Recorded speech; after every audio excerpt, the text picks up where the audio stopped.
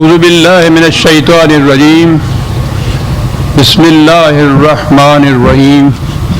عزیزان من، آج اکتوبر 1983 کی 14 تاریخ ہے اور درس قرآن کریم کا آغاز سورہ الملک کی آیت 6 سے ہو رہا ہے۔ 6:7/6۔ سابقہ درس میں تو ایک ہی بات سامنے آئی تھی، اور وہ یہ کہ یہ جو علم نجوم کی بنا پر یہ منجم لوگوں کی قسمتیں بتاتے ہیں، اور بھی جس طریق سے بھی انسان کے کسی مقدر کے متعلق بات کی جاتی ہے، قرآن کریم کی بنیادی تعلیم کے خلاف ہے۔ یہی ایک چیز نہیں جسے آپ نجوم کہیں، یا جو وہ طوطے آپ کے یہاں بیٹھے ہوئے کبھی آپ کی قسمت اوپر کا ستارہ بتا رہا ہوتا ہے، کہیں فٹ پاتھ کا طوطا بتا رہا ہوتا ہے۔ اس قدر تذلیل ہے انسانیت کی، اور میں سمجھتا ہوں جو قرآن نے ابھی میں عرض کروں گا اس کو کتنا شدید ذلیل ترین جرم قرار دیا ہے، وہ اس لیے ہے کہ اس میں تذلیل انسانیت ہے۔ انسان کو تو میں نے عرض کیا تھا کہ اشرف جو بتایا ہے تو اس کا اختیار و ارادہ ہے، تو کوئی عقیدہ، کوئی مسلک جو انسان کو مجبور بتائے وہ قرآن کی بنیادی تعلیم کے خلاف ہے۔ یہ مجبور ہوا تو پھر اس کے کسی عمل کی ذمہ داری اس پہ آتی نہیں ہے، مجبور پہ تو ذمہ داری نہیں آتی۔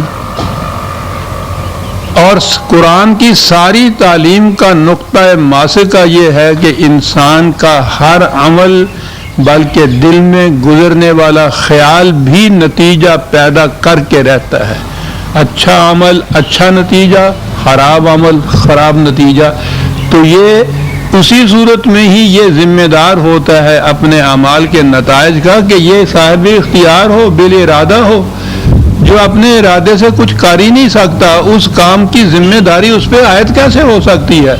تو یہ سلسلہ قرآن کریم کی طرف سے یا اللہ تعالیٰ کی طرف سے انبیاء کرام کا سلسلہ، وحی نازل ہو جانا، مکافات عمل کا قانون، حیات آخرت، وہاں کی جنت جہنم، ساری اس نقطے کے گرد گھومتی ہے کہ انسان اپنے اعمال کا ذمہ دار ہے، اور ذمہ دار وہی ہو سکتا ہے کہ جو صاحب اختیار اور صاحب ارادہ ہو۔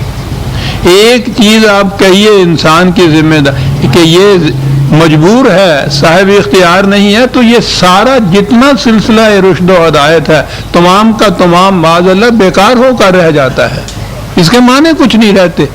اس لیے قرآن نے اتنی شدت سے اس سے منع کیا ہے۔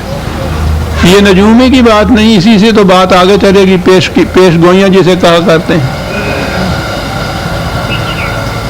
مجبور کے متعلق تو آپ پیش گوئی کر سکتے ہیں۔ آج سے 100 برس کے بعد چاند کو گرہن کس وقت لگے گا، کتنے میں لگے گا، کس وقت وہ چھٹ جائے گا، پورے یقین کے ساتھ آپ کہہ سکتے ہیں، اس لیے کہ زمین کی اور سورج کی گردش قوانین فطرت کے مطابق ہوتی ہے جو غیر متبدل ہے، اور انہیں اختیار نہیں ہے کہ وہ اس کے خلاف کچھ کر سکیں۔ تو جب ان قوانین کا علم حاصل کر لیا جائے اور وہ ہوں مجبور کہ اس کے خلاف نہیں کر سکتے، تو وہ تو پھر آسانی سے 100 برس کے 1000 برس سے پہلے بھی کوئی بتا سکتا ہے کہ ان کو یہ مجبور ہے، اس لیے بتا سکتا ہے۔ اس کے برعکس آپ کو یاد ہوگا وہ ایک سائنٹسٹ کی بات جو میں نے پہلے بھی بتائی تھی، بڑی اہم چیز ہے، وہ لیمیٹیشنز آف سائنس کا مصنف ہے۔ وہ کہتا یہ ہے کہ ایک میز پہ ایک سائنسدان بیٹھا ہوا یہ بتا سکتا ہے کہ 100 برس کے بعد چاند کو گرہن کس وقت لگے گا، اور وہاں 10 سائنسدان بیٹھے ہوئے یہ نہیں بتا سکتے کہ یہ جو مکھی آگے بیٹھی ہے یہاں سے اڑ کے پھر کہاں بیٹھے گی۔ یہ کیوں نہیں بتا سکتا؟ وہ کیوں بتا سکتا ہے؟ وہ مجبور کے متعلق بات کر رہا ہے، یہ صاحب اختیار کے متعلق بات ہے۔ کوئی اسے کہتے ہیں پہلے سے بتا دینا، وہ کہتا ہے مکھی کے متعلق نہیں بتا سکتے کہ یہاں سے اڑی تو کہاں بیٹھے گی، کسی انسان کے متعلق بتانا کہ اس کے بعد وہ کیا کرے گا، انسان کو مجبور بنا دینے کے مرادف ہے۔ یہی وجہ ہے، اسے علم غیب کہتے ہیں کہ بعد میں آنے والی چیز جو قاعدے اور قانون کے تابع نہ ہو، وہ علم ہے۔ جو قانون کے تابع بات کہی جائے گی وہ علم ہے۔ یہ جو صاحب اختیار کے متعلق کہا جائے گا وہ علم کے تابع نہیں آئے گا۔ اس لیے اس کے متعلق کچھ کہنا کہ صاحب تمہیں سال بھر کے بعد نمونیا ہو جائے گا، تمہیں بادشاہت مل جائے گی، تم قید ہو جاؤ گے، یہ صاحب اختیار کے متعلق کہا چلا جا رہا ہے۔ یہ اسے علم غیب کہا جاتا ہے، اور خدا نے کہا ہے کہ یہ خدا کے سوا کسی اور کو حاصل نہیں ہے۔ خود نبی کے متعلق کہا کہ رسول اللہ جو آپ تمہیں یہ باتیں کچھ بتاتے ہیں آنے والے واقعات کے متعلق، تو یہ ہم نے انہیں وحی کے ذریعے دیے ہیں۔ اگر وحی کے ذریعے یہ نہ دے تو رسول خود وہ بھی نہیں بتا سکتا کہ یہ کیا ہے، اسے بھی علم غیب حاصل نہیں ہے۔ تو جب کیفیت یہ ہے کہ رسول کو بھی یہ حاصل نہیں ہے، وہ بھی پیش گوئی نہیں کر سکتا کسی انسان کے متعلق، تو یہ جو آئے دن آپ کے یہاں پیش گوئیاں ہوتی ہیں، یہ آپ کے یہاں سارا سلسلہ ولایت کا اور تصوف کا اور پیشین گوئیوں کے اوپر چلا آ رہا ہے۔ حتیٰ کہ ہمارے ہاں تو وہ نبی بن گئے پیشین گوئیاں کر کر کے۔ ان سے باتیں اس بار کے ہوتی رہی کہ نبی آ سکتا ہے یا نہیں، بات تو یہ تھی کہ پیش گوئی کوئی انسان کر سکتا ہے یا نہیں۔ یا تو دعویٰ کرو کہ خدا کی طرف سے وحی ہوئی ہے مجھے اور اس نے مجھے یہ بتایا ہے، یہ کہو تو تم نبی ہو گئے، بات اس پہ چلے گی۔ خدا جب یہ کہتا ہے کہ کسی انسان کو حتیٰ کہ رسول کو بھی علم غیب حاصل نہیں، وجود اس کے جو ہم وحی کے ذریعے اس کو دے دیں، تاب دیگر چہرے ساتھ، تو آپ کے سوچئے کہ پھر یہ پیشین گوئیاں کرنا، یہ نجوم کے ذریعے اور جعفر العمر کے ذریعے ان چیزوں سے قسمتیں معلوم کرنا، ہاتھ باچنا اور لکیروں کے ذریعے سے کہنا کہ یہ کچھ ہوا، یہ کیا تماشا ہو رہا ہے؟ اس لیے کہ قرآن سے معذور ہو گئے۔ اگر اس سے ہم رہنمائی لیں تو وہ بات بتا دیتا ہے کہ خاک زندہ ہے تو، تابع ستارہ نہیں۔ جب بھی کوئی عقیدہ جو اس خاک زندہ کو خاک مردہ میں تبدیل کرے گا، یاد رکھیے، سنیے قرآن کیا کہتا ہے، وَلِلَّذِينَ كَفَرُوا بِرَبِّهِمْ، یہ کفر ہے۔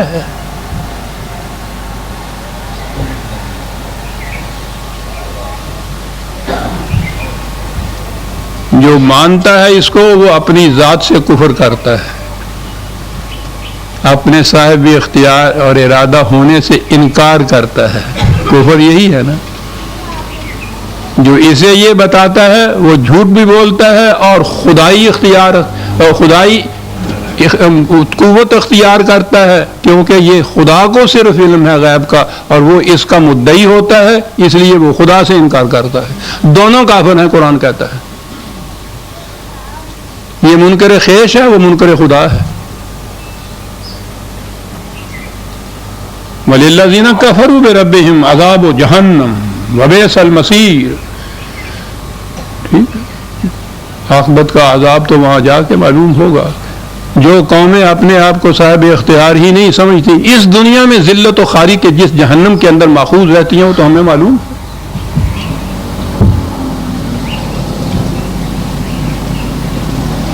ان کے تو گھروں کے قوانین اور ان کی پالیسیاں بھی جو ہیں دوسری قوتیں مرتب کرتی ہیں۔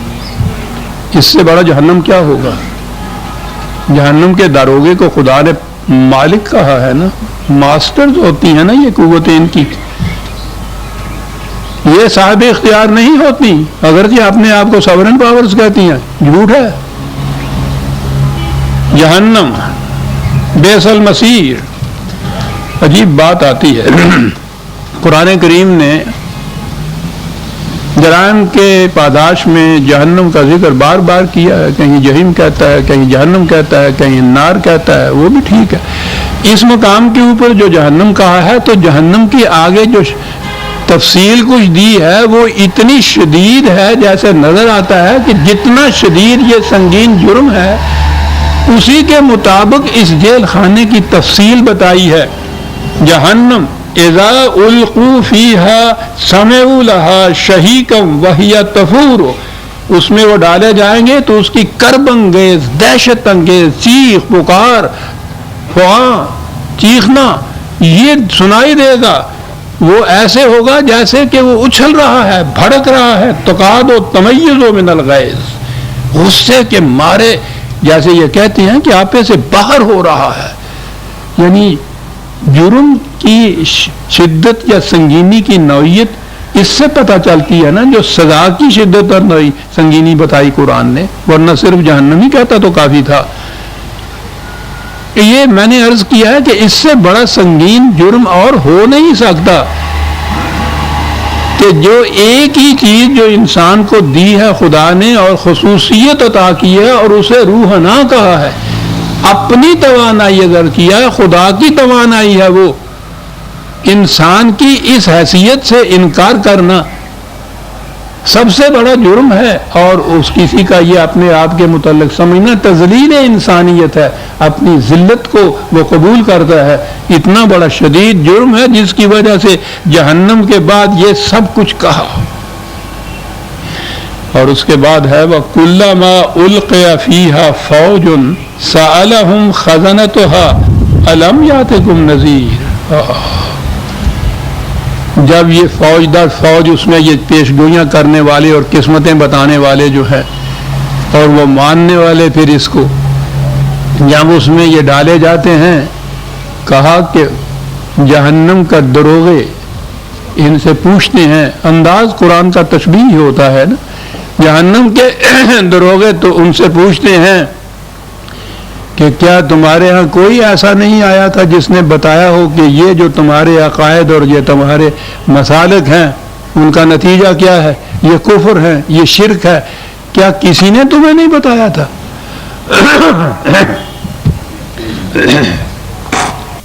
قرآن کریم نے بار بار یہ کہا ہے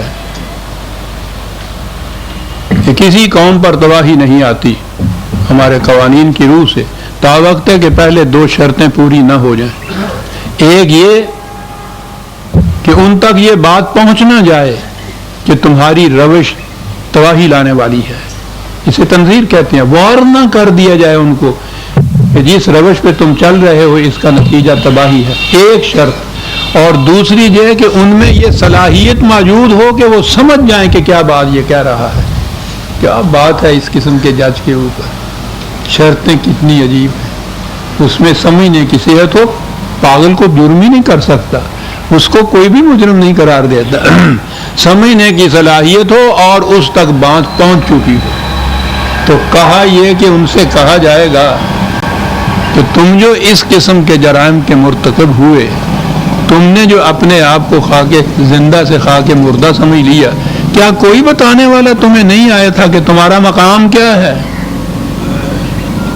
وہی بات ہے کہ بتانے والا آیا یا تھا یا نہیں تھا. قالوا بلا قد جاءنا نذیر، کہا ہاں آیا تو تھا. اب یہ یاد رکھیے کہ نبی اکرم صلی اللہ علیہ وسلم تک یا ان حضور سے پہلے یہ جو آنے والے تھے یہ انبیاء کرام تھے. ٹھیک ہے، انبیاء کے بعد ان کے جو متبعین تھے، صالحین جو تھے، وہ یہ فریضہ ادا کرتے تھے، وہ بھی نذیر تھے. لیکن انبیاء کرام بہرحال آتے تھے. نبی اکرم صلی اللہ علیہ وسلم تو آخری نبی ہیں، ان کے بعد نبیوں کے سلسلے کا کوئی نذیر تو نہیں آئے گا. لیکن رسول اللہ صلی اللہ علیہ وسلم سے بھی یہ کہا گیا تھا لتنذر بہی، قرآن کے ذریعے سے تم نے یہ وارننگ دینی ہے.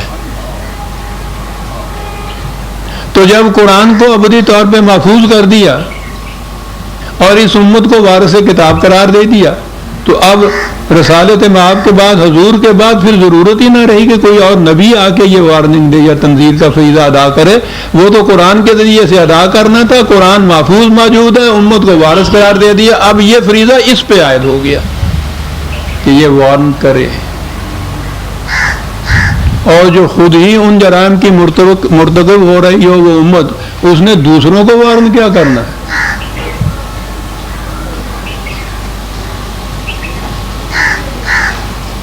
لیکن بہرحال یہ جو تھا کہ کیا تمہاری طرف کوئی نذیر آیا تھا، یہ معنی نہیں کہ کوئی نبی آیا تھا یا نہیں، یہی چیز ہے کہ یہ جو ہم نے وارننگ دی تھی، یہ جس کتاب میں موجود تھی، کیا کوئی ایسا نہیں تھا کہ جس نے اس کتاب کی یہ تعلیم تم تک پہنچائی ہو؟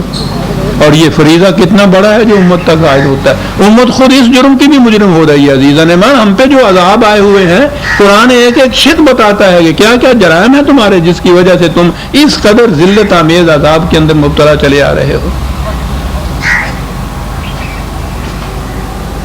سب سے بڑا عذاب جو میں نے کہا ہے کہ جہنم کے دروغے کا نام مالک ہے، محکومیت انسان کی انسان سے، سب سے بڑا جہنم ہے دنیا کے اندر۔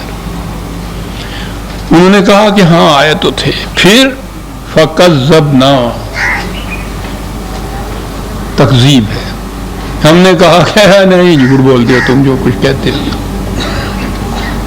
کہ اس کے نتیجے میں ہم پہ عذاب آ جائے گا، تباہی آ جائے گی، ہم ذلیل ہو جائیں گے، خوار ہو جائیں گے، جھوٹ بولتے۔ ہم نے کہا تم جھوٹ بولتے، ہم نے جھٹلایا ان کو۔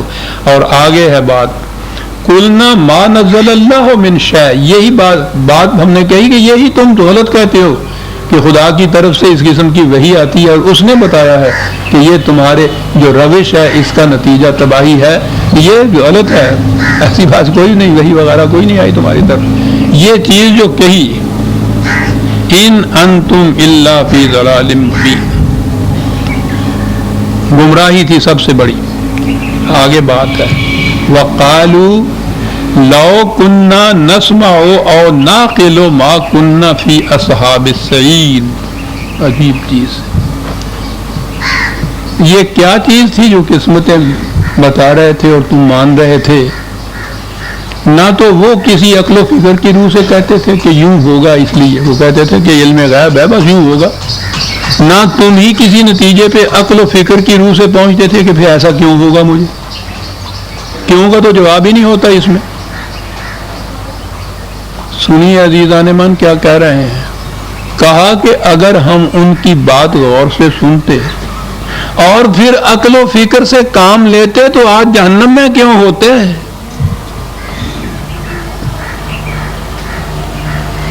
اب قرآن نے بتا دیا کہ جہنم میں کون لوگ جاتے ہیں۔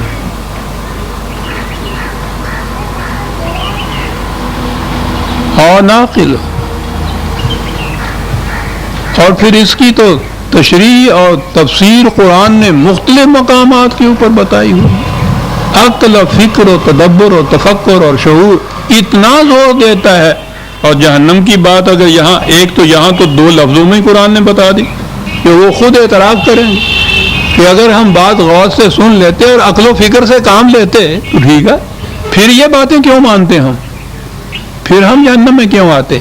ایک ہی آیت اور میں پیش کروں گا اس کی تفسیر میں، سورہ اعراف کی آیت 7/179۔ وَلَقَدْ زَرَعْنَا لِجَهَنَّمَ كَثِيرًا مِنَ الْجِنِّ وَالْإِنسِ۔ پہلے تو اس کا ترجمہ ہی جو ہے ہمارے ہاں کہ یہ جو ترجمے ہوئے ہیں غلط، وہی غلط راستے پہ ڈال دیا۔ ترجمے اس کے کیے جاتے ہیں کہ خدا نے کہا کہ ہم نے جن و انس کی کثرت کو جہنم کے لیے پیدا کیا ہے۔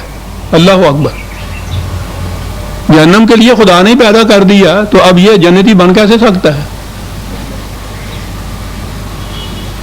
ہم نے انہیں جہنم کے لیے پیدا ہی کیا ہے۔ سوچتے ہیں آپ کہاں لے جاتے ہیں یہ جن، پھر وہ جنات کے متعلق ان کو بھی جہنم میں بھیجتے ہیں۔ میں نے کئی دفعہ بتایا ہے، عربی محاورے میں یہ بات ہے، عربی زبان کی یہ بات ہے، قرآن کی یہ جات۔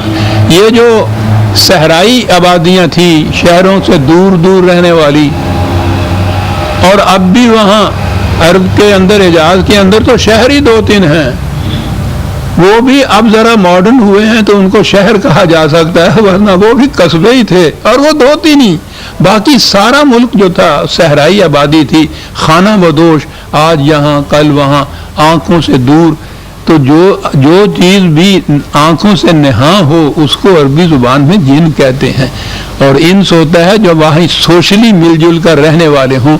شہری آبادیوں کو وہ انس کہتے تھے اور یہ دیہاتی صحرائی آبادیوں کو جن کہتے تھے۔ بہرحال یہ بات دوسری ہے۔ کہا یہ قرآن نے کہ یہ ایسے لوگ ہیں جو اپنی زبان حال سے پکار کے کہہ دیں گے کہ ہم جہنم کے بہنے والے لوگ ہیں۔ کون ہیں یہ لوگ؟ لہم قلوب لا یفقہون بہا، سمجھنے سوچنے کی صلاحیت تو رکھتے ہیں، سمجھنے سوچنے کا کام نہیں اس سے لیتے۔ دیکھتے ہیں اہل جہنم کی کیا بات بتا رہا ہے قرآن۔ یہ ان کے اختیار کی بات ہے نا۔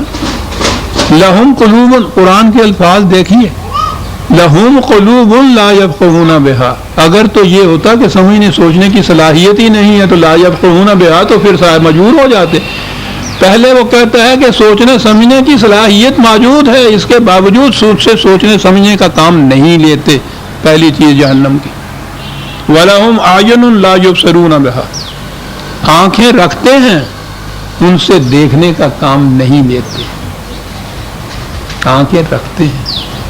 وَلَهُمْ آذَانٌ لَا يَسْمَعُونَ بِهَا، کان رکھتے ہیں، ان سے سننے کا کام نہیں لیتے۔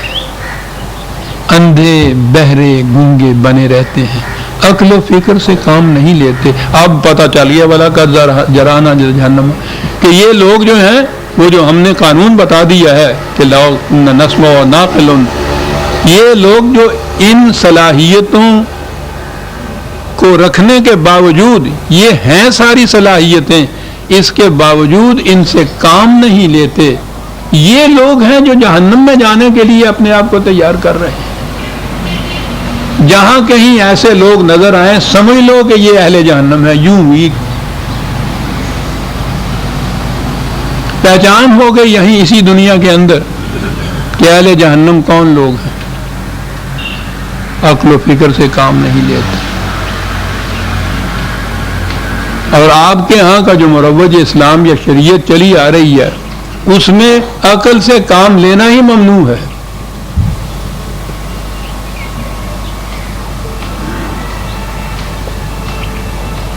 وہ کہتا ہے ایسے لوگوں کی جو صورت ببی عالم و پرس، ان کی تو کیفیت بتا دے گی کہ جہنم کے رہنے والے لوگ ہیں۔ اولئک کالانعام، پہلے جو کہا کہ یہ انسانی سطح کے اوپر نہیں حیوانی سطح پہ ہے، اور فوراً ہی اس کے بعد یہ کہا بل ہم اضل،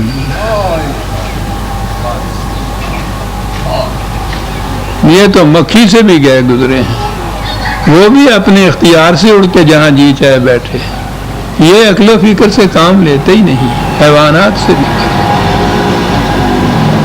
کسی گائے میں بھی دھوپ آ جاتی ہے تو وہ اٹھ کے سائے میں چلی جاتی ہے، یہ نہیں اٹھتا، یہ کہتا خدا نے لکھا ہی میری قسمت میں ایسا ہے تو میں کیسے اٹھ سکوں یہاں سے۔ عقل و فکر سے کام نہیں۔ اولئک هم الغافلون، کیا بات ہے لفظ غافلون کی، کہ سب کچھ رکھتے ہیں لیکن اس کی طرف سے بے خبر ہیں۔ یہ نہیں ہے کہ یہ چیزیں ہیں نہیں، یہ سب چیزیں ہیں، ان کو کام نہیں لگتا۔ یہ ہے جو انہوں نے کہا کہ لو کننا نسمع و نعقل ما کننا فی اصحاب السعیر، اگر ہم غور سے سنتے ان کی بات اور پھر عقل و فکر کی روح سے اسے جانچتے پہچانتے تو آج ہم جہنم میں کیوں ہوتے؟ ایک ہی بات سے جہنم سے الگ ہونے یا جہنم سے بری ہونے کا، نجات جسے آپ کہتے ہیں، اس کا معیار قرآن نے بتا دیا۔ یہ بات کہ جو بات کہی جائے کہ یہ خدا نے یہ کہا ہے، اس کو غور سے سنا جائے اور پھر عقل و فکر سے کام لے کر اس کے مطابق عمل کیا جائے، عقل و فکر سے کام لیا جائے۔ یہاں سما یعنی سننا جو ہے ہمارے ہاں، وہ سننا ایسا ہی ہے، قرآن جتنا سنا جاتا ہے کوئی کتاب ایسی نہیں جو سنی جائے، لیکن وہ ایسا سنا جاتا ہے کہ جس کے بعد عقل و فکر کا اس میں ضابطہ ہی نہیں آتا، بلا معنی الفاظ سنے جاتے ہیں جن کا مطلب نہیں سمجھ میں آتا، جس کے معنی معلوم نہیں ہے، ناظرہ پڑھ رہے ہیں، حافظ سے سن رہے ہیں، نہ حافظ صاحب کو علم ہے جو میں پڑھ رہا ہوں اس کے معنی کیا ہے، نہ سننے والے کو علم ہے کہ میں جو سن رہا ہوں اس کے معنی کیا ہے. تو اس سننے کو سننا کہیں گے وہ. انہوں نے جو کہا ہے کہ اگر ہم سنتے اور پھر عقل و فکر سے کام لیتے، جو الفاظ آپ سنیں جن کے معنی آپ کو معلوم نہ ہوں تو اس کے بعد ان الفاظ پہ عقل و فکر سے غور کرنے کے معنی کچھ نہیں ہوتے صاحب. اولئے کا کالا نام ہے، وہ تو ایسے ہی ہے جیسے ایک بھینس کو بھی سنا دیا آپ نے، انسان کو بھی سنا دیا.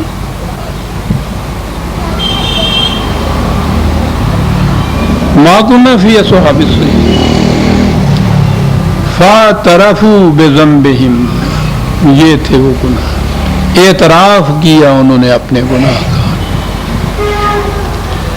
یہ بھی ایک عجیب اصول ہے. میں نے عرض کیا ہے کہ قرآن کے مقامات ایسے اصول بیان کر جاتی ہے جہاں سے دستور بھی مرتب ہو سکتے ہیں مملکتوں کے، اور قوانین کے ضابطے بھی مرتب ہو سکتے ہیں. اب یہاں سے انہی دو آیتوں سے آپ دیکھیے ضابطۂ قانون کیا مقرر، کون سا قانون مقرر ہوتا ہے. متعین یہ ہوتا ہے کہ جس کو سزا دی جا رہی ہے یا دی جانی ہے سزا، یا جس کو مجرم قرار دیا جانا ہے، پہلے اس سے یہ پوچھا جاتا ہے کہ یہ قانون پہنچ چکا تھا تم تک جس کی روح سے یہ سزا تمہیں اب دی جائے گی. تو پہلی چیز یہ ہو گئی کسی کو مجرم قرار دینے کی کہ اس تک وہ قانون پہنچ چکا ہو.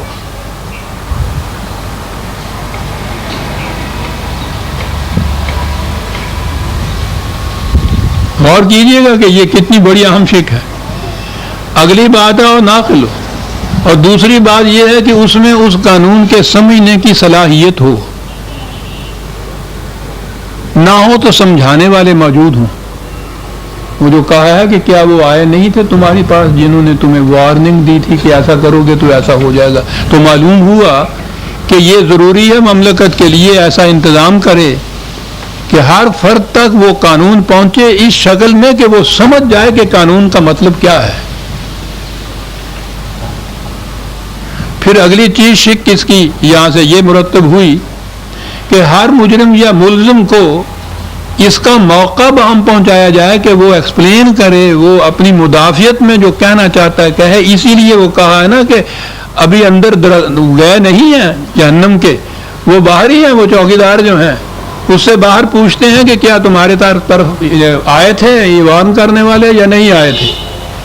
اب اسے موقع دیا گیا، ان کو نہیں آئے ہوں تو وہیں کہہ دیں کہ نہیں صاحب ہم تک تو نہیں آئے تھے، پھر ان کے اوپر کوئی جرم ہی عائد نہیں ہوگا، انہیں جہنم میں نہیں بھیجا جائے گا. تو گویا یہ موقع بہم پہنچانا چاہیے ہر ملزم کو کہ وہ اپنی ڈیفنس میں، اپنی مدافعت میں جو کہنا چاہتا ہے کہے. خدا نے تو ابلیس سے بھی یہ کہا تھا کہ تو نے کیوں سجدہ نہیں کیا، اس کو بھی یہ موقع دیا تھا ایکسپلین کرنے کا اپنی پوزیشن کو، اپنی مدافعت میں جو کچھ وہ کہنا چاہے اس کے لیے خود پوچھا تھا. تو گویا یہ چیز بھی آئی کہ قانون وہی قانون کہلائے گا کہ جس میں ملزم کو یہ پورا موقع دیا جائے کہ جو اس نے مدافعت میں کہنا ہے وہ کہے. اس کے بعد اگر وہ چیز جرم ثابت ہوتی ہو تو پھر وہ مستوجب سزا قرار پائے گا. تو میں نے عرض کیا تھا نا کہ قرآن میں ضروری نہیں کہ یہ احکام یا قوانین کی شکل میں ہی دیے گئے ہوں، اس میں جو اصول دیے گئے ہیں وہاں سے قوانین مستنبط ہو جاتے ہیں. یہ طریقہ ہے قرآن سے قوانین سازی کا. ابلیس جیسے ملزم کو بھی جب بغیر مدافعت پیش کیے ہوئے مستحق سزا نہیں قرار دیا جاتا تو اور پھر کون ہے؟ اور خدا ہے جو ان سے پوچھتا ہے. اتنی بڑی مطلق قوتوں کا مالک اور پھر علم بھی جس کو یہ ہے، اس کے باوجود وہ یہ چیزیں اس لیے قرآن میں بیان کرتا ہے کہ یہ ہمارے لیے ہدایت اور گائیڈنس اور رہنمائی ہے کہ قوانین مملکت کے اندر یہ چیزیں ہونی چاہیے. فَاعْتَرَفُوا بِذَنبِهِمْ، اس انداز سے یہ ساری بات آئی ہے کہ خود اعتراف کیا ہے انہوں نے اپنے جرم کا.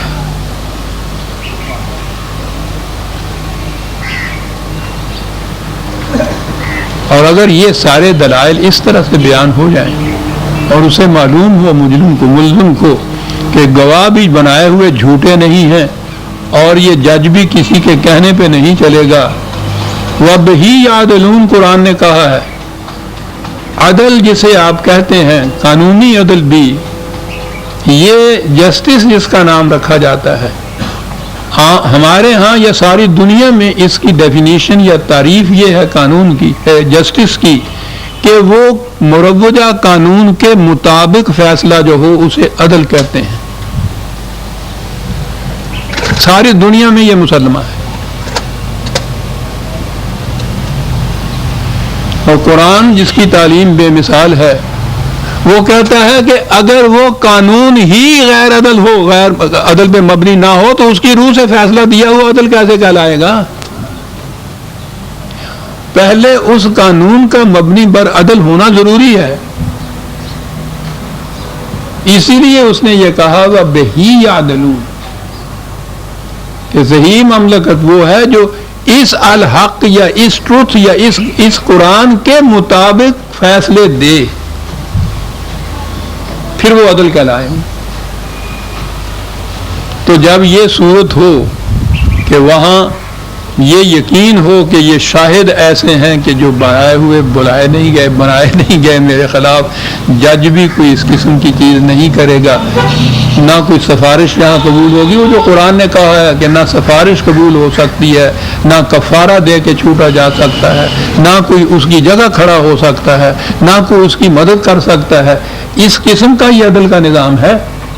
ان چیزوں کا یقین ہو، فرض جرم جو عائد کی جائے اس میں پورا موقع دیا جائے اس کو مدافعت کا، پھر اس کے بعد جو اس پہ فرض جرم عائد کی جائے وہ اتنی معقول ہو کہ وہ سمجھے بھی اور کہے بھی کہ بات ٹھیک ہے. فَاعْتَرَفُوا بِذَنبِهِمْ، اور اس کے بعد کہا فَسُحْقًا لِأَصْحَابِ السَّعِيرِ، یہ ہیں وہ اصحاب سعیر جن کے لیے واقعی بہت محرومیاں ہیں.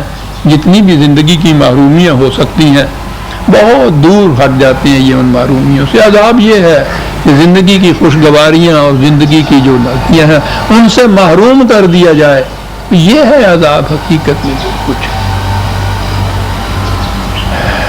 ان کے برعکس ان الذین یخشون ربهم بالغیب لہم مغفرۃ واجر کبیر، ایک لفظ یہاں بھی غیب کا ہے. جو خدا کے قوانین سے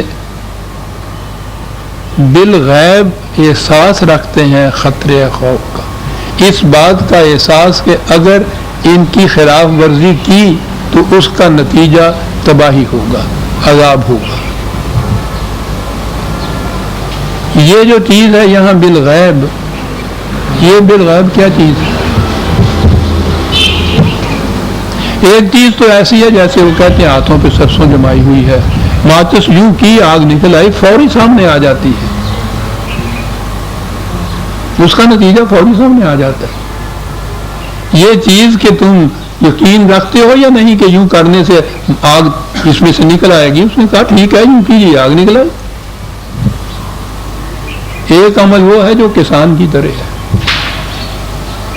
بڑی محنت اور مشقت سے وہ زمین کو تیار کرتا ہے، پانی دیتا ہے، پھر وہ بیج لیتا ہے، نہایت عمدہ تندرست توانا بیج جسے وہ کہا جاتا ہے، وہ اسے مٹی میں دبا دیتا ہے. روز صبح آتا ہے، سارا دن اس کھیت کی وہ گدائی کرتا ہے، پانی دیتا ہے، اس میں سے جھاڑ کنکار الگ کرتا ہے، شام کو خالی ہاتھ اسی طرح واپس چلا جاتا ہے. ایک دن نہیں، 2 دن نہیں، مہینوں یہ کچھ کرتا رہتا ہے. اس کی محنت کا کوئی ثمر اس کے سامنے نہیں آتا. وہ کیوں یہ روز کرتا ہے؟ کون سی یقین کی بات ہے جو اسے ہر روز پھر آمادہ کر دیتی ہے کہ شام کو خالی ہاتھ واپس آئے، صبح پھر اسی طرح سے وہاں چلا جائے؟ کون سی بات اس کو یہ کرتی ہے؟ اس بات پر ایمان کے اس دانے سے فصل اگے گی اور اس میں سے اتنی فصل میرے پاس آئے گی. اسے کہتے ہیں ایمان بالغیب. جو نتائج فوری طور پہ سامنے نہ آئے ہوں لیکن اس بات کا یقین ہو کہ ایسا ہو کر رہے گا. یہ ایمان بالغیب ہے۔ یہ غیب کس چیز پہ ہے؟ کس بات کا ہے؟ اس بات کا ہے کہ وہ صاحب ارادہ نہیں، بیج کہ جی چاہے ہوگے جی چاہے نہ ہوگے، وہ مجبور ہے، مجبور قانون کے تابع چلنا چاہیے اس مجبور کو، اپنی مرضی سے نہیں وہ چل سکتا۔ صحیح زمین ہے، سوائل اچھا ہے، کھاد دی گئی ہے، وقت کے اوپر پانی دیا گیا ہے، بیج صالح ہے، اس کے بعد رکھوالی کی گئی ہے، دھوپ اس کو ملتی ہے، ہوا اس کو ملتی ہے، پانی ملتا ہے، رکھوالی ہوتی ہے، یہ سارے قانون ہیں زراعت سے متعلق۔ ان قوانین کے تابع وہ بیج رکھا ہوا ہے جو چل رہا ہے، اب اس کو یہ اختیار نہیں ہے کہ ان کے خلاف کچھ کرے۔ اس بیج میں سے قرآن کے الفاظ میں 100 دانے پیدا ہو کر رہیں گے۔ یہ جو اپنی محنت کے اندیکھے نتیجے کے اوپر ایمان ہے، یقین ہے، یہ کہتے ہیں ایمان بالغیب، جو شروع میں قرآن نے کہا ہے یؤمنون بالغیب۔ یہ ہر کوشش کے لیے یہ ہے، پہلے ہی دن یہ کوشش برومند نہیں ہو جاتی، بڑا لمبا عرصہ لگتا ہے، روز محنت اور مشقت ہوتی ہے، نتیجہ سامنے نہیں آتا۔ لیکن جن قوموں کو ان قوانین کا علم ہے، جن کی روح سے وہ کام کر رہی ہیں، انہیں اس کا یقین ہوتا ہے کہ یہ نتیجہ خیز ہو کر رہیں گی، وہ نہ تھکتی ہیں، نہ گھبراتی ہیں، نہ مایوس ہوتی ہیں، نہ درمیان میں چھوڑ دیتی ہیں اسے۔ یہ ہے جس کے نام فصبر کہا ہے قرآن نے۔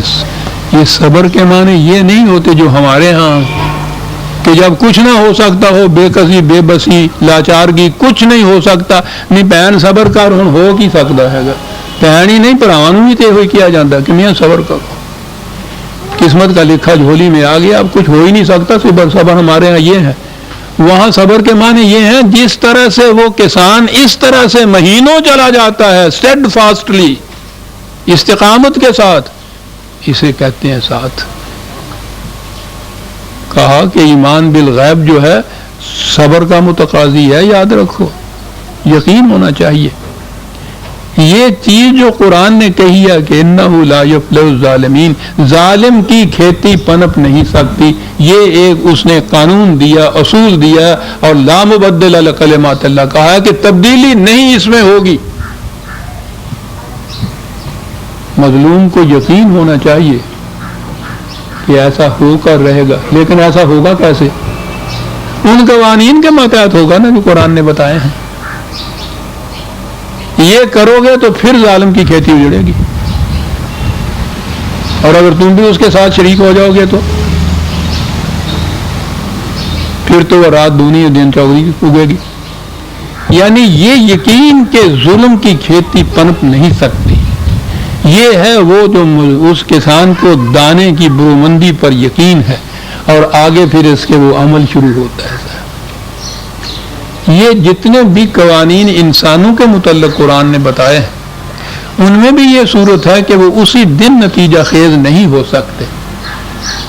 یہ جو روز آگے شکایتیں ہوتی ہیں نا کہ صاحب کہا جاتا ہے کہ خدا عادل ہے، انصاف کرتا ہے، ظالم پنپ نہیں سکتا، ہم روز دیکھتے ہیں کہ ظالم پنپتا ہے، بے ایمانی کرنے والے دن بدن دولت سے دولت انبار اکٹھے کرے جاتے ہیں، کوئی کاروبار دیانتداری سے چل ہی نہیں سکتا۔ یہ سارا کچھ کیا ہے؟ ہمیں خدا کے ان قوانین پر ایمان نہیں، اور پھر یہ قوانین نتیجہ خیز کیوں نہیں ہوتے؟ وہ ہم اس کسان کی طرح نہیں ہے کہ جو 6 مہینے محنت کرتا ہے، قانون کے مطابق عمل کرتا ہے، پھر نتیجہ خیز ہو۔ ہم تو گھر میں بیٹھے رہتے ہیں اور کہتے ہیں کہ صاحب خدا کا اگر قانون ہے کہ ایک دانے سے 100 دانے اگیں گے تو اگیں گے، جس دن اگیں گے ہم جا کے ان کو لے لیں گے، یوں تو نہیں ملتا۔ تو یہ ہے جسے ایمان بالغیب کہا جاتا ہے۔ ہر وہ محنت کار، ہر وہ مزدور، ہر وہ صنعت کار جسے یہ یقین ہے کہ جو میں کر رہا ہوں، جو مشین میں بنا رہا ہوں، جو کلاک میں فٹ کر رہا ہوں، پتہ نہیں اس پہ 6 مہینے لگ جائیں، سال لگ جائے، لیکن ایک دن یہ چلتا ہوا بن جائے گا اور اس کا اتنا کچھ مل جائے گا، وہ روز فاقے کاٹ کے بھی اس کے پیچھے لگا رہے گا۔ یقین محکم، یقین محکم، عمل پہ ہم، اور یقین محکم خدا کے قوانین کی محکمیت پر کہ غیر متبدل ہیں، یقیناً ایسا ہوگا جو قرآن کہتا ہے۔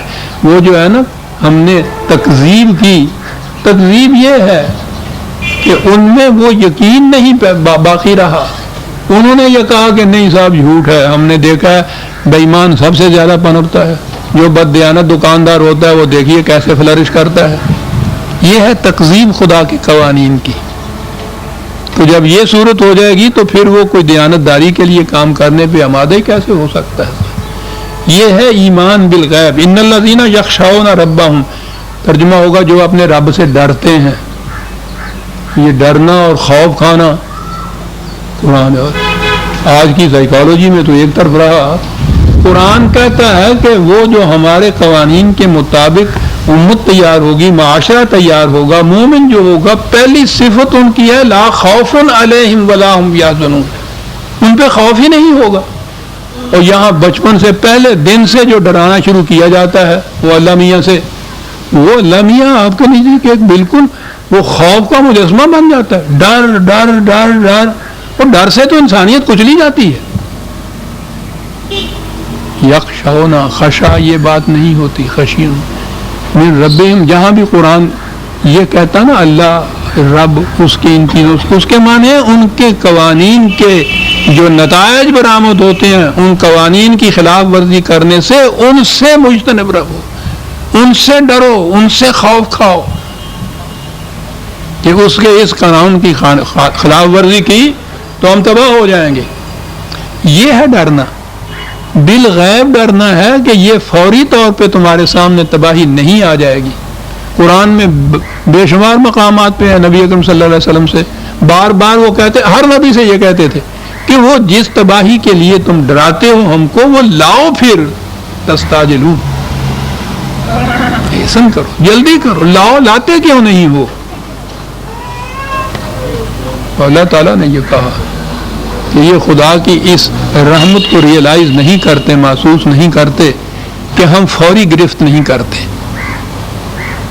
غلط کاری کے اعمال میں اور ان کے نتائج کے درمیان ایک مہلت کا وقفہ ہوتا ہے، اس کے لیے کہ شاید یہ لوگ سمجھ جائیں، سمجھنے کے بعد اپنی غلط روش کو چھوڑ دیں، صحیح روش اختیار کر لیں، تو پھر یہ تباہی سے بچ جائیں گے۔ قرآن نے کہا ہے کہ اگر یہ تم کر لو تو اللہ تعالیٰ کہتا ہے کہ مجھے کیا یہ پڑی ہے کہ میں تمہیں عذاب دوں گا، مجھے کوئی اس میں مزہ آتا ہے؟ تو یہ جو وقفہ ہوتا ہے مہلت کا، یہ بھی قانون مکافات عمل کی ایک لا ینفک جز ہے، اور واقعی رحمت ہے خدا کی۔ جس دن ذرا سی بات پرہیزی کی جائے، اسی دن اگر سرطان ہو جائے تو پھر تو کوئی بچ ہی نہیں سکتا۔ وہ اس وقفے میں، اس مہلت کے دوران سمٹم چھوٹی چھوٹی اس میں آتی ہیں، سوف تعلمون ہے قرآن میں آیا، قرآن کے الفاظ، کیا بات ہے کہ اس اندازہ اس سے لگ سکتا ہے اگر تم توجہ سے غور کرو کہ میں نے یہ بات پرہیزی کی تھی، اس سے ایسا کچھ ہو رہا ہے میرے اندر، تو اس دوران میں جو مہلت کا وقفہ ہے تم علاج کر سکتے ہو، اصلاح کر سکتے ہو، اور اگر فوری گرفت ہو جائے تو کوئی بچے ہی نہیں۔ قرآن نے کہا کہ اگر ہم فوراً پکڑنے لگ جائیں تو دنیا میں کوئی انسان باقی نہ رہے، اور واقعی کوئی باقی نہ رہے۔ کون ہے جس سے بات پرہیزی نہیں ہوتی؟ اس نے بات پرہیزی کے بعد اس کا علاج بھی رکھا ہے، اصلاح کا سامان بھی رکھا ہے، عقل و فکر بھی تمہیں دی ہے، صاحب اختیار بھی بنایا ہے۔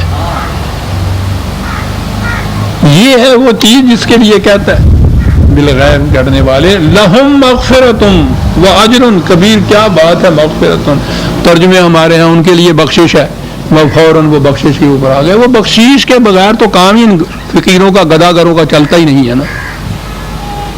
بیشتے ہم فی سبیل اللہ ہم است، ایک چیز یہاں کی چیز تو الگ رہی، گداگری کی، بخشش کی، کہتے ہیں وہ اللہ میاں سے بیشت بھی ہمیں بخشش میں مل جائے گا، جا جھولیاں پھیلائیں گے، ڈیرا بابا تیرا والا ہو جائے۔ وہ ان کہے گا پاؤ یہ ٹوکری دو، لیکن وہ تو باسی روٹی دے ہوں نا فقیر نو نہیں بیٹا میرے عزیز، مغفرتن پروٹیکشن، حفاظت، انہیں حفاظت مل جاتی ہے اپنے غلط قدم سے.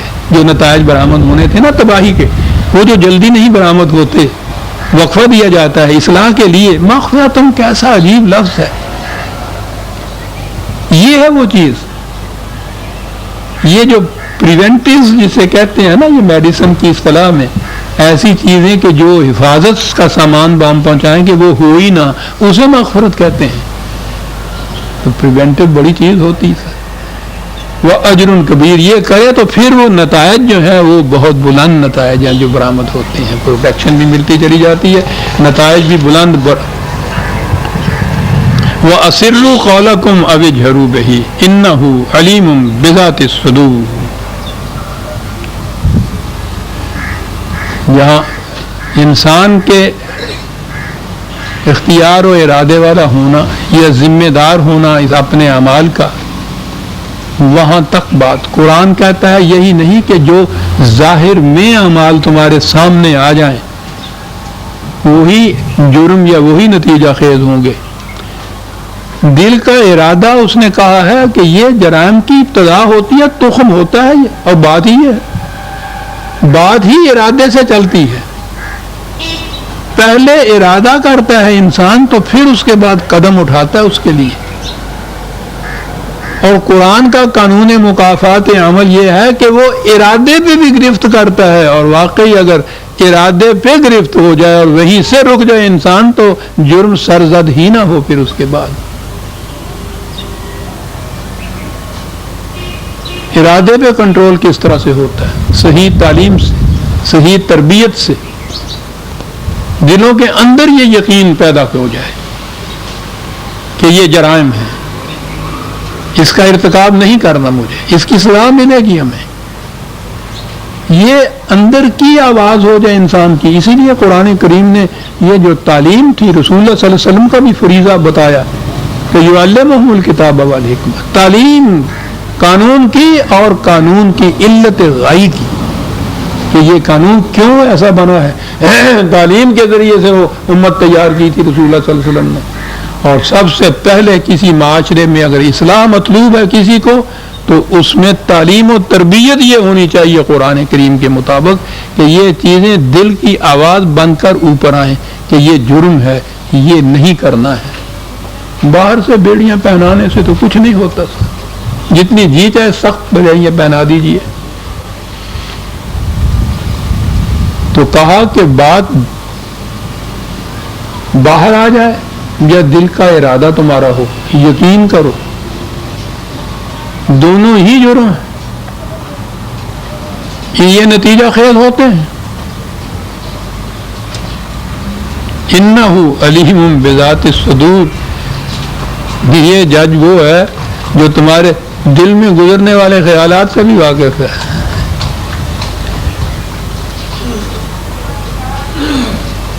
یہ ٹھیک ہے کہ جہاں تک ہمارے ہاں معاشرتی عدل کا تعلق ہے، یہ جو نظام عدل ہمارے ہاں ہوتا ہے تو اس میں تو جو محسوس طور پر جرم سرزد ہو جائے اور سامنے آ جائے اور اس کے لیے شہادات ہوں وہی جرم قرار پاتا ہے، اور دل کے ارادے کے اوپر گرفت نہیں ہوتی. لیکن میں نے عرض کیا نا کہ یہ قانون تو ہمارے ہاں کا معاشرتی نظام عدل ہے. خدا کا نظام عدل تو اس کا محتاج نہیں ہے کہ اس قسم کی شہادات بھی لی جائیں، اس قسم کے ججز مقرر کیے جائیں اس طرح. وہ تو دل کے خیالات جو اور ارادے جو ہیں ان پہ بھی نگاہ رکھتا ہے. وہ اصلاح کا کام وہاں سے شروع کرتا ہے، ارادوں سے اور خواہشات سے اور آرزوؤں سے. اور اگر وہ بدل جائیں تو پھر اس کے بعد تو آپ سمجھ لیے ساری دنیا بدل جاتی.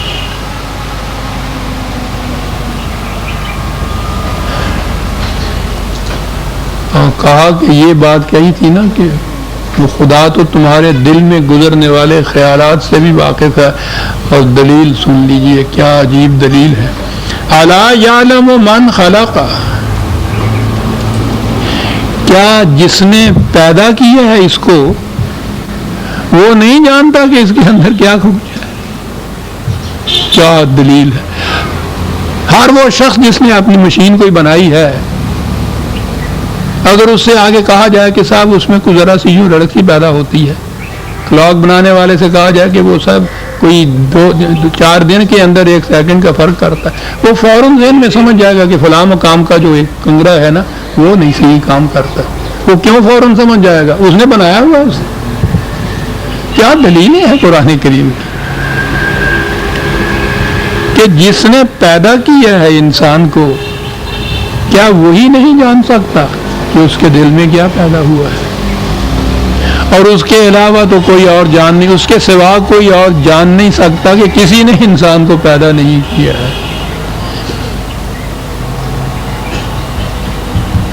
اور وہ هو اللطیف الخبیر. اب کوئی کیا ترجمہ کرے گا؟ قرآن کے الفاظ کے ترجمے نہیں ہو سکتے.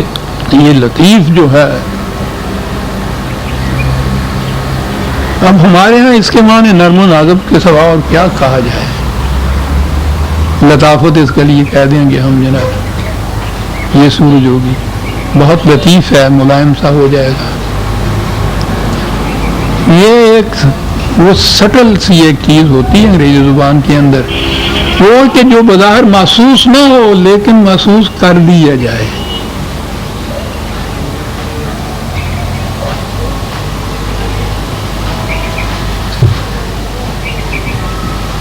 یہ جو نگاہ ہے نا اس طرح سے محسوس کرنے والی، وہ جو میں ایک شعر پڑھا کرتا ہوں شاداب کا کہ کسے بتائے کوئی خون آرزو کیا ہے، انہیں یہ ضد ہے کہ دیکھیں گے رنگ و بو کیا ہے.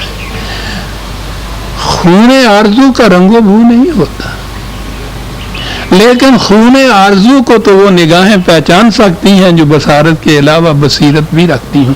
یوں پہچاننا جو ہے کسی چیز کو، یہ لطیف ہوتا ہے. رنگ و بو سے خون آرزو نہ پہچانے، یہ پہچان لے کہ ہاں آرزو کا خون ہوا ہے. هو اللطیف الخبیر. باخبر تو یوں وہ دوسرے بھی ہو سکتے ہیں. کیا بات ہے! ایک ایک لفظ قرآن کا عزیزان من جو ہے کہ خبیر تو اور بھی ہو سکتے ہیں، باخبر اور بھی ہو سکتے ہیں. یہ جو لطیف ہونا ہے نا، یہ ہے چیز کہ جو نگاہ ایسی ہونی چاہیے. اور یہیں سے یہ بھی چیز آ گئی ہے کہ جو قرآن کے مطابق عدل کرنے والے ہیں وہ حد انسانیت کے امکان انسانیت کے اندر ان کو اللطیف بھی ہونا چاہیے. نگاہوں سے بھی پہچانا جا سکتا ہے. قرآن نے جو کہا ہے کہ ایسا انداز ہو کہ یعرف المجرمون بسیماہم، کہ مجرم اپنی پیشانیوں سے پہچانے جائیں. یہ نگاہیں ہوں گی نا، قرآن سے یہ فراست پیدا ہو جاتی ہے مومن کو. وہ جو ایک حدیث نبی اکرم صلی اللہ علیہ وسلم کی ہے، چمکتی ہوئی ہے، مومن کی فراست سے دھرو، کہ وہ اللہ کے نور سے دیکھتا ہے. اور اللہ کا نور تو قرآن ہے نا، قرآن کو نور کہا ہے اس نے. اس سے یہ فراست پیدا ہو جاتی ہے کہ وہ ہم لطیف سے، ہمارے ہاں لطافت ہی سے بنتا ہے کہ اس میں لطیف ہونے کی یوں کہیے کہ ایک خصوصیت ان بشریت کی حد تک یہی کہیں گے کہ خدا کی صفات جو ہے وہ تو کلی اور مطلق ہوتی ہیں، لا انتہا ہوتی ہیں.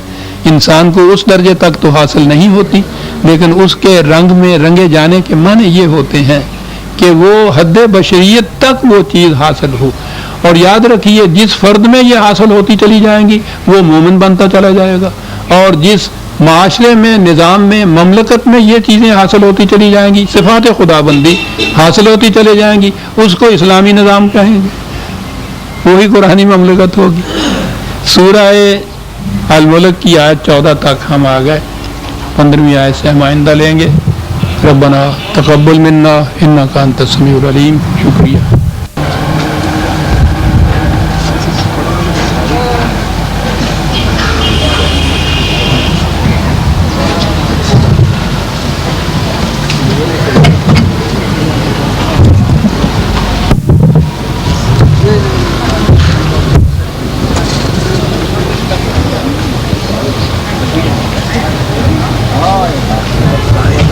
قرآن مجید نہیں لیا یہ سفید ہے، اس کے نیچے جو گراؤنڈ ہے نا، میں نے دیکھا کہ اس میں بڑی میگی اس میں ابھرے ہوئے لفظ نہیں ہیں، اس میں ابھرے ہوئے میں اور قرآن مجید دیکھ رہا ہوں جس میں اس سفید زمین ہو ابھر جائے، میں دیکھ رہا ہوں کچھ اس کا اثر پڑ جاتا ہے. ویسے ہی پہلے ہی وہی ایسے کاغذوں پہ تھا، ویسے ہی میرے پاس پتہ نہیں وہ 30 برس سے ہے تو وہی بڑے اس میں ریفرنسز لکھے ہوئے ہوتے ہیں میرے، لیکن وہ